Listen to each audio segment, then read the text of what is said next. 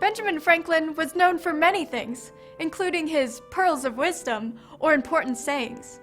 Two of Franklin's famous sayings are, "A penny saved is a penny earned." and It's not what you earn, it's what you save. these sayings point out how important Franklin thought saving for the future was. Do you save? That's a question with lifelong implications.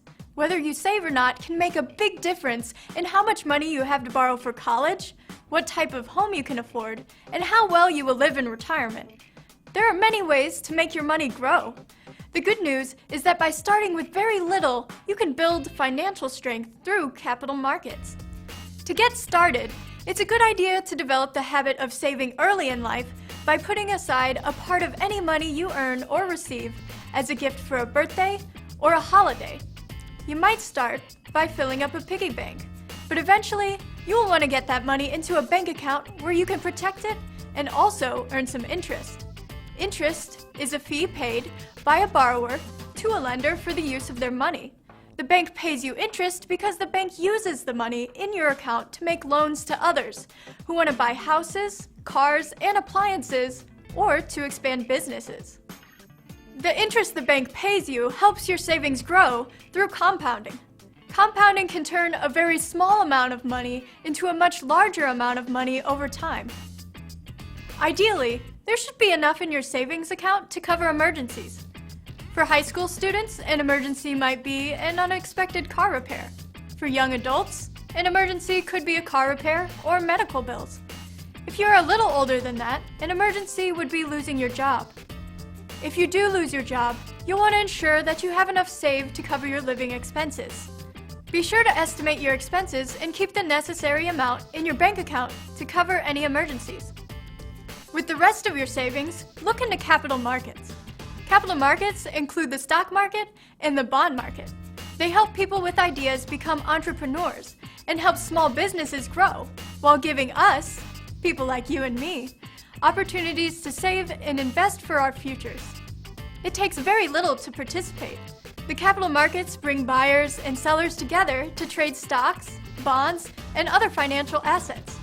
People buy stocks and bonds because they hope to earn a greater return over time than the amount they would earn through a savings account. However, with stocks and bonds, there's a risk that you might not earn a return, or you might even lose your initial investment, also called your principal. Would you go mountain climbing or on an expedition to the North Pole? Activities that offer great experiences are also often the most unpredictable and challenging. Some people will take the risk of getting lost or injured so they can see beautiful and rare places. Others do not think the potential rewards of such activities are worth the risks. Just as everyone has a different tolerance for risky, adventurous behavior, all people have a different tolerance for financial risk. Doing your research can help you make more informed decisions to lessen your risk and increase your wealth creation. The higher the risk of loss of principal for an investment, the greater the potential reward. And the lower the risk of loss, the lower the potential reward. Wealth creation occurs when you build your financial resources. Saving and investment lead to wealth creation, which benefits individuals and the whole economy over time. This is because banks and financial institutions use individuals' savings to make loans to other individuals for the purchase of homes, cars, and other expensive items, and to businesses for the purchase of new buildings and equipment. When you invest by buying a stock, you become a partial owner of a company. Stockholders are allowed to vote on important company decisions and in the election of officers. The more stock a stockholder has, the more votes he or she gets to exercise. But even if you don't have a large amount of stock, holding stock in a company or holding the bonds it issues allows you to support a company and its future, and shows you have faith in its business practices. Saving isn't just about how much you choose to save. It's about developing a saving habit and starting early. It can be pretty easy to develop a saving habit. Save a little of everything you earn or receive. When you have your first part-time or summer job, and as you move into your role as a working adult, see if you can set up your paycheck so some goes automatically into a savings account. This idea of saving right away is often referred to as paying yourself first. This is always a good idea because if you don't see the money, you probably won't think about it, and you won't spend it. Many employers also provide their employees with savings and retirement plans like 401ks that include investing in stocks, bonds, and mutual funds. You can choose to have money drawn directly from your paycheck to invest in these plans.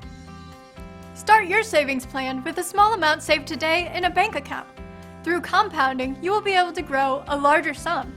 With perseverance and discipline, you can use some of your savings to invest in stocks, bonds, and mutual funds. If you make well-informed choices, your wealth will grow. If you have an emergency, you will be protected. If you have something important you want to purchase, you can do so. And with discipline and proper planning, when you spend some, you'll still have enough for the next day or the next opportunity.